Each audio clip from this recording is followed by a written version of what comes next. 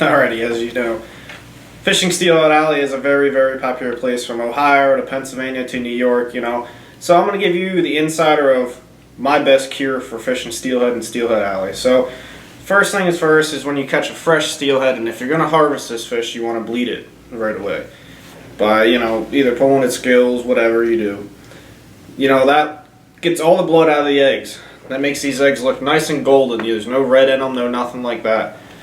So then I put them in a Ziploc bag, and I give it the whole 2-day rule before curing it. You know, either you want to cure them that night, or if you don't have a cure that night, no more than 2 days because your eggs will go bad. So take my eggs. I like to lay them out on a towel. Now I'll let these eggs air dry for at least 10 minutes, and you'll see I get them a little bit tacky. I take BorX O Fire. Now I don't like to go overkill with this BorX O Fire. I like to just barely coat these eggs. Take a spoon. Now usually, you know, for this amount of eggs that I have here, I'll probably only take half a spoonful, you know, and then I just lightly dust these eggs.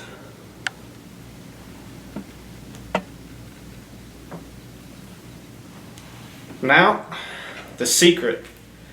This is my way of, you know, spicing these eggs up a little bit.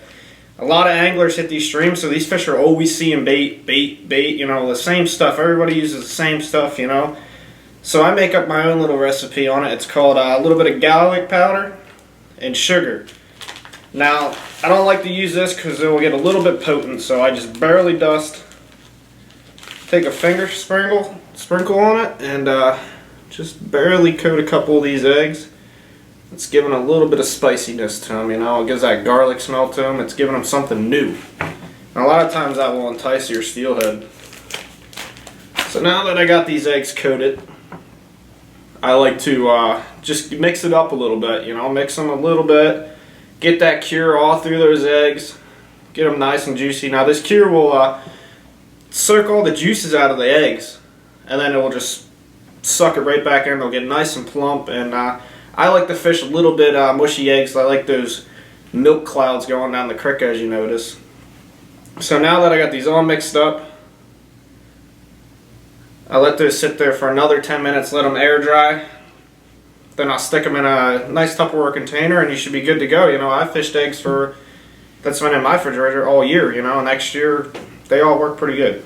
Alright, when I'm fishing Steelhead Alley, you know, we've always been using sacks, and I tell you what, I have 4 main colors, but, you know, that's not saying anything, because sometimes red, you got to have it in your bag, because you never know, you know what I mean? Throwing that red out there, you might pick 1-2 fish up that chartreuse, pink, peach, or white might not catch, you know? So you always got to have a bunch of variety, different sacks in your bag.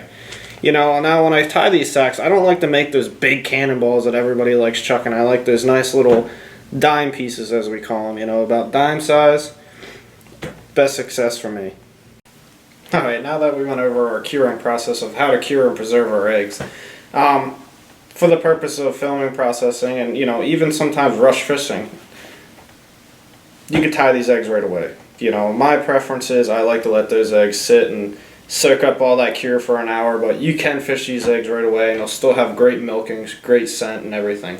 So I like to use these little containers like this, a little spoon, a little less messier. Now I'll take just a little cluster of eggs, probably 8-9 eggs, put them right in an Atlas Mike square. I like using the squares because they're nice, clean cut.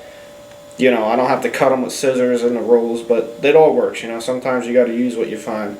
Now I like using the Miracle thread too, because it's a little bit elasticy and a little, I think it's like a little bit slimmer profile too. It's not like a huge boulder neck on the top of your egg sac. So I'll take this. I like to roll them up a little bit.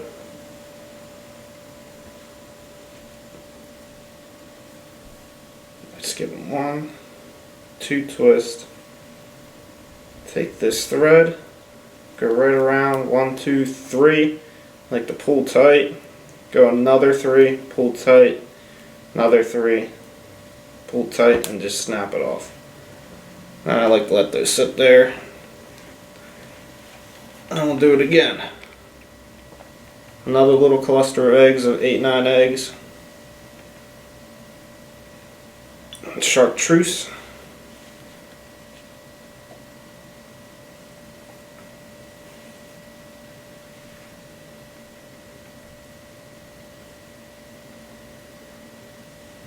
Twist it tight. Keep those eggs tight in that little pattern.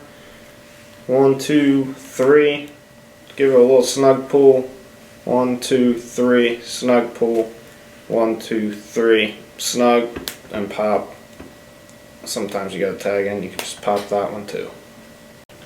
Alright, now that we showed you how our carrier eggs and tire eggs and our 5 colors, we're pretty much at the last line and final steps.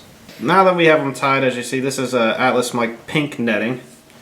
I like to take a nice pair of scissors here, and I like to get down close to that knot. You don't want a lot of that material showing. You know, and you can actually, if you're scared at first, take a little bit more material and then come back and trim it. But I don't like to leave a lot of material. I like to just see those eggs just like that. I'll do it again for you. This is the chartreuse netting. Just take it. I like to roll that netting up high. Keep it up high. Hold them in between my fingers. Get close to that knot and just trim it. Sometimes you'll have a little tag end. Just trim that tag end. Alright, now this is a white sack. I like to push it up a little bit, keep that up top. Close to that knot again down there where you wrap that miracle thread. And just snip it. And sometimes you have excess miracle thread and you can just come in and just give it a little snip and just pop it right off.